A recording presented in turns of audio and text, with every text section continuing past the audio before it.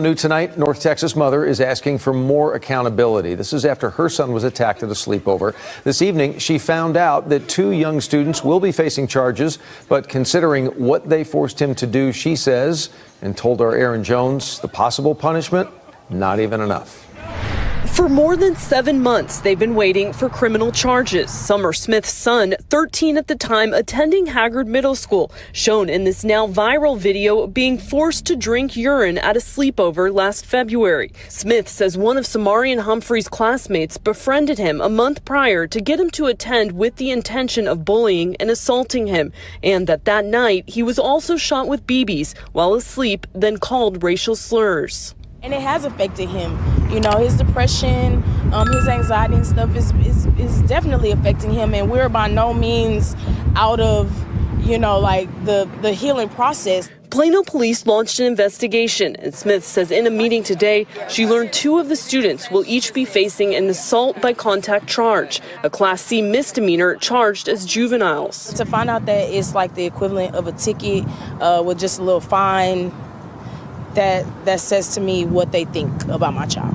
They chose the absolute lowest level, which is the equivalent of a ticket. No jail time, no threat of jail time.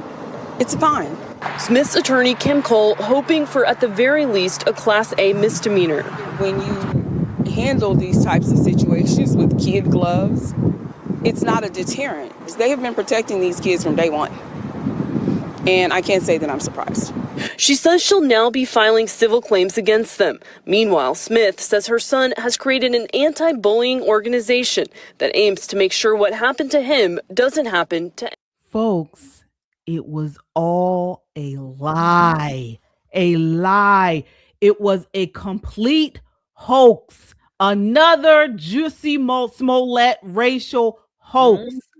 All right, so let's unpack this. So again, the allegations centered on Asher Van, a white middle schooler accused of orchestrating a racial attack. NBC, CNN, CBS, everybody ran with this story, okay? NAACP went down there. Black Lives Matter came down there. Well, in October of last year, so a couple months ago, a racially diverse Texas jury, including 4 black jurors, heard the evidence, and the verdict was the story was fabricated. Judge Benjamin Smith ordered $3.2 million in damages against the accusers. The jury concluded that the story was pushed to build public profiles, exploit the BLM moment, and cash in via donations. I think how much money did they make, Nicole? $120,000 is what that was their goal. So that attorney that's in the picture with the mother is the same attorney that started with Carmelo Anthony. What? You know, the black boy that stabbed the white boy at the track meet. Right. Yes. Oh, I didn't know that. This is their grift, right? This particular situation with these boys, there were a group of boys. It was a sleepover. Texas was going to have a rare winter storm. So they decided that they were all going to get together and, do what boys do. Dumb shit. That's what boys do. I got 19 nephews. They still do dumb shit, right? So this is what little boys do when they're left reasonably unattended. They all brought their BB guns because they were going to go out and hunt frogs. Some country kid stuff, right? Right. Well, the weather was too bad to hunt frogs, so they decided to put on paintball masks and shoot each other with the guns in the mask. Everybody got shot. Everybody shot somebody. Then the prank was if you fall asleep first, something was going to happen to you. Now, college kids do that too. So they fell asleep. One little boy gave another boy a cup of pee. And he was like, because pee stinks, especially from teenage boys. Let's do that. The video that you saw was the black young man putting it up to his lips, but he didn't drink it. He smelled it and pushed it away from him. Well, the mother, 3 or 4 days after said sleepover, found out about it. And she saw this as her moment to make money. Let me tell you, I think she Did she do Gifts and Go, or did she do the other one? I can't remember, but whatever platform she used went up almost immediately as soon as she contacted this particular attorney. So they went to the school, and the police officer said they weren't even going to file it because it was just boys acting like boys. They probably needed, the backside of dad's belt. Yeah, for sure. Maybe a little bit more guidance, but this was not necessarily a crime. But because the mother was raising so much hell, they took it to a grand jury. They took it to a grand jury because they didn't want to be seen as being quote unquote racist. Here's that word again, right? So the race hustlers took to social media and they were on everything. Good Morning America, The View, and all this other stuff. BLM. Everybody had something to say. Down in Texas, what are they doing with these kids? And they're raising young racists and all of this foolishness. Here we are later. And this young man is ready to do some things with his life. And this story is still following him around. So they file suit, as one should do when your reputation has been impugned. And let me tell you, this $3.2 million is going to come in real handy. Real handy. Now, mom spent all of the money that she got in the gifts. GoFundMe. It was a GoFundMe. GoFundMe. She spent $1,000 of it, I think, actually getting her son the therapy that she said that she needed him to have. It was less than 1,000, if I remember here. Yeah. The rest of it she spent on rent, luxury items, hair, that kind of thing. Imagine destroying the life of this young man. Wow. Imagine that on some BS. Absolutely crazy. Absolutely crazy. Shelly, what are your thoughts? Well, when I saw this and I said, I had a different question. Why are events like this, or why do they take off? Why are these hoaxes so quote unquote believable? What makes them so believable, at least initially, and then years later we find out it's a scam? So I was looking into that, and I remember Wilford Riley, I forget the name of his book, but he had written a book about hoaxes. And in his book, I know you all have heard this, the Jenna 6, the Duke lacrosse rape hoax. Of course, we know the Juicy Smollett. We know about that one. But there's some characteristics of hoaxes, if you will, or these types of events that just pull at a nation's heartstrings. That's number one. They are so emotionally grabbing, right? There's this sense of urgency. Something has to be done. Something has to be done. There's usually involving young people, and the race hoaxes get a whole lot of publicity. They sound like they're too good to be true. What else did I write down here? They just sell. They sell media. They sell time, if you will. They grip us into like, oh my gosh. So this is why they work. This is why they last for as long as they do. And then years later, we find out they're proven, to be utterly false. And I wrote down this. When I hear 9 times out of 10, when I hear of a case, it may be true, maybe it is. But if you name NAACP, the Ben Crumps of the world, the BLMs, the Al Sharptons, what's that guy's name? I think his name is Dominique Alexander, the one you mentioned, Carmelo Anthony.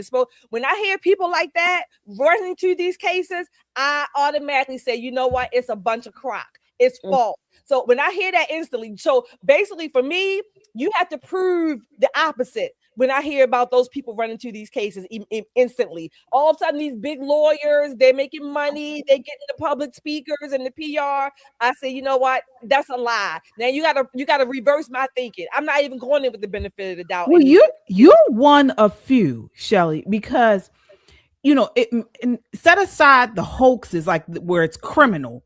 Most people, particularly Black folks that I know, anything that happens to them, they could go outside and snow falls on their head and it could fall from the roof, and somehow they link it to racism. Somehow they link everything to racism. That is the first thing they go to. Not that it snowed several days ago, not that I didn't wipe the snow from the roof. It's something to do with racism. The snow is white and I am Black, and it is racist against me. Yeah, this is what they do. Yeah, I mean, it's become It has become now a a mental illness. It is a mental illness now, because it's not even a sign of the times, folks. I mean, I could see if we were back in the 50s and the 60s, and we have issues even before the 60s, and we have serious cultural and lawfare against black folks. But now it has become even more so in the minds of people and lesser so in reality. And it is being pushed by the mainstream media. Yeah. And another thing that I noticed about many of these hoaxes, many of them. And now it pays. There you go. You just took the last thing about it pays. And one more, I had that down there. Money, it sells, and I had money. And one more thing I noticed about many of them, the first thing I hear, or one of the first things, his mother says this, or his mother is, out, saying how you see the pictures of the mother and, she's emotional and this shouldn't have happened to, is usually a mother and a son. It's usually a mother and a son. These are, and again, that's not every case, but these are some of the characteristics that I pull. And when I see these characteristics, at least many of them in one setting, so to speak, I say, you know what, something's not right. I do, and I just do. I'll give you another. This was not a hoax. This was an actual murder of two little boys. I think it was in 2000. Everything happened in 2006. I think it was 2006 too, when Susan Smith down in South Carolina, she drowned her two little boys, right? And that same year, everything happened in 2006. The lady in Ohio, where her boyfriend rolled her up in the carpet and her mother was looking for her, and she had a son. They had a son together. Again, it was race involved in that, certainly with Susan Smith, because she said it was a black guy on the road that told her to pull over. When I hear these things, when I heard about the lady's name was Jessie and her son, I forget her son's name, but she was being looked for. Her boyfriend, again, murdered her or whatever, and the son saw it, and the boyfriend was black, she was white, so they had a mixed child. Again, when I hear race involved, and usually it's a mother and a son in many cases, but some things it's just like, something's not right about that. You won't have to prove me the opposite way. But do you think it's starting to saturate though? Because we hear this all the time: black fatigue, ghetto fatigue. Hell, I got Democrat fatigue. At some point, these words lose their fight. They lose their meaning, their bite, because everything is racist. Like, the snow is racist. The water is racist. Time is racist. I'm late because I'm black. I'm late because I'm from El Salvador. I'm late because I'm this and that. You hear these excuses, and they use race as a scapegoat and say, well, you can't do anything with me. You can't hold me accountable because I am insert, I'm black, indigenous, a person of color, or whatever that combination is. And that's supposed to make it okay. It would, Nicole, it would die down, I guess, on its own, if you will. But you have two things. You got media and you got money.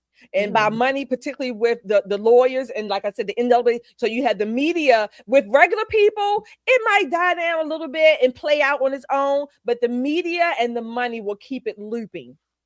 Yeah, and you mentioned when we were talking about voter registration. Voter registration is racist. Asking someone for an ID is racist. I mean, the list goes on, folks. And I'm talking to black folk. Are you tired? Are you tired? What is going on? Jussie Smollett, Bubba Wallace, the whole Black Lives Movement was a big lie. I mean, all this outrage, and then the facts become an afterthought. It's crazy. It's crazy, and the thing about it is, it's never.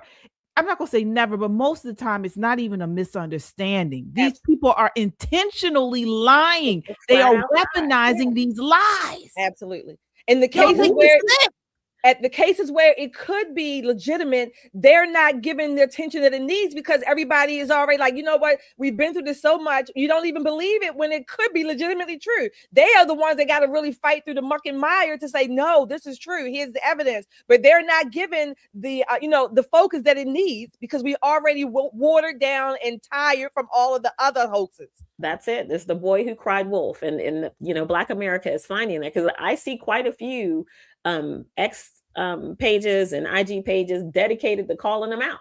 And it's not, people say, oh, it's so racist, and it's not racist. What they're doing is saying, every time you get pulled over and you act a damn fool, you say, well, you can't arrest me because I'm Black. You can't arrest me because I'm a woman. Oh, don't touch me because I'm pregnant. You got all of these reasons to not be accountable for your behavior. Right. So what's going to happen when we don't care anymore that you're Black, a woman, or pregnant? What happens when all of your excuses are gone and you're stripped down to the bare bones and you really have to take a hard look at who you are in the mirror? Just listening to the anchor who was reading the story, he made it like all was missing was a little violin in the back. He was like, he worked hard to make this friend over, a month ago and this and that. Like, these kids been friends the whole school year. This wasn't a new friendship. And what does that do? Right. And then the children, think about the children.